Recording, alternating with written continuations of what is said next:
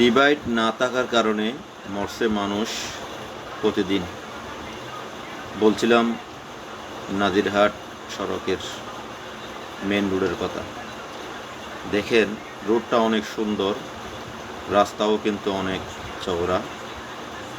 যদি এখানে মাঝখানে ডিভাইডেড করা যেত, প্রতিদিন শত শত লোক প্রাণহানি থেকে মুক্তি পেত। বর্তমানে সবচেয়ে অনিরাপদ সড়ক হচ্ছে এই হাটহাজারের নাজিরহাট রোড। সবাই এটা নিয়ে কথা বললেও উপর মহলের কোনো যেন মাথা ব্যথাই নেই এই রোডটা নিয়ে।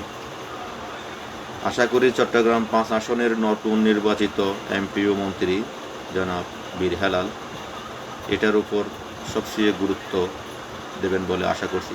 থ্যাংক ইউ সবাইকে।